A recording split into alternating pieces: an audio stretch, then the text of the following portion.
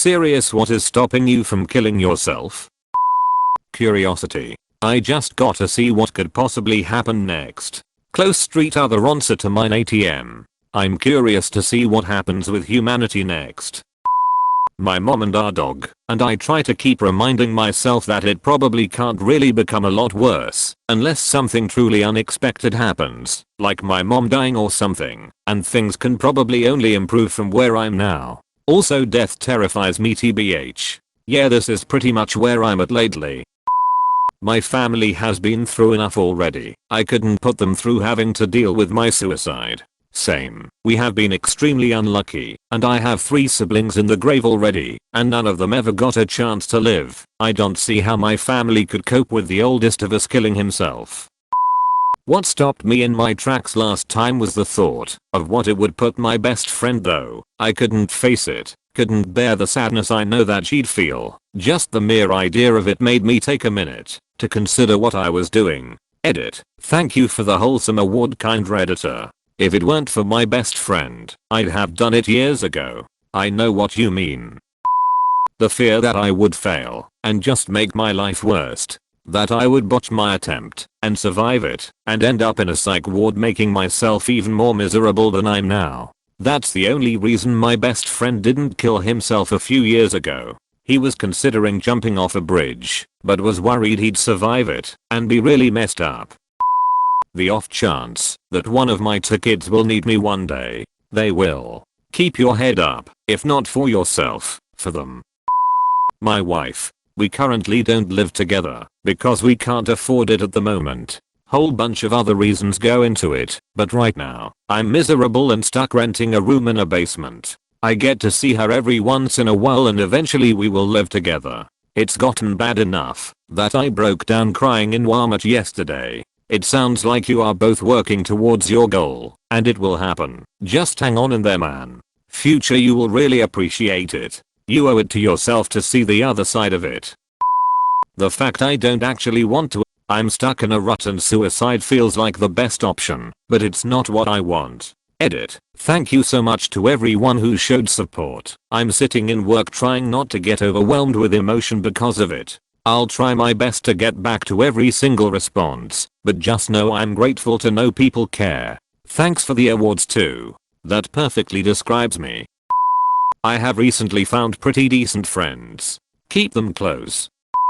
My mom would be sad. Your mom would be devastated. I wouldn't want to live in a world without my son. Edit. Thank you lovely strangers for the awards. I've never had one before.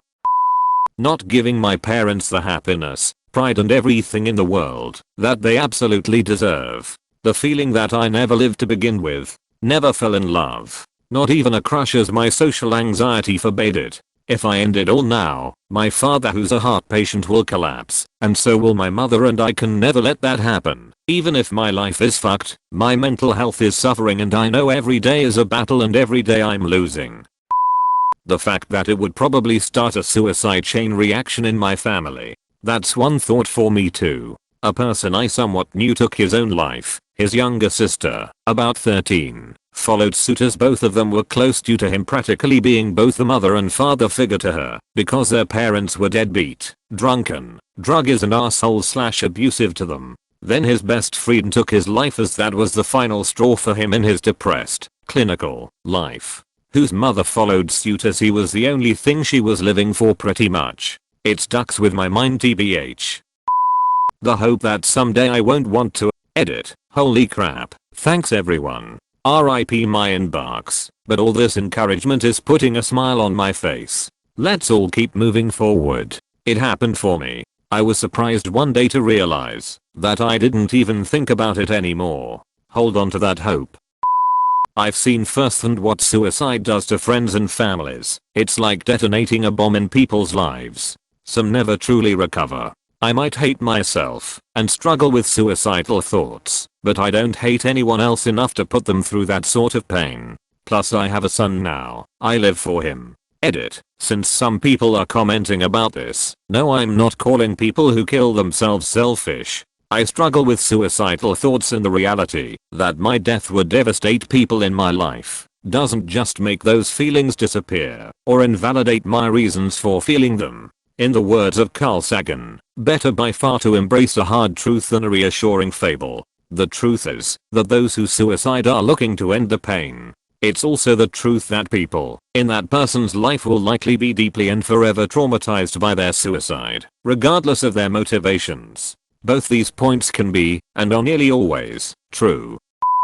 I witnessed the aftermath of a good friend trying to kill herself. I was 13 and it was absolutely traumatizing. I realized that the easiest way for the world to destroy you is by having you destroy yourself. So I decided staying alive and becoming the best person I could be would be the most effective middle finger to this. It's still a long and hard K, but thanks to therapy and some good luck, I'm finally getting out of a life cycle of OCD and depression and towards a happier life. Edit. Thank you so much, kind stranger. You took my award virginity. It makes me very happy to know you're getting better and moving forward. I got shit to do. I don't got time to die. Don't we all? Looked at objectively, my life is pretty okay compared to so many others.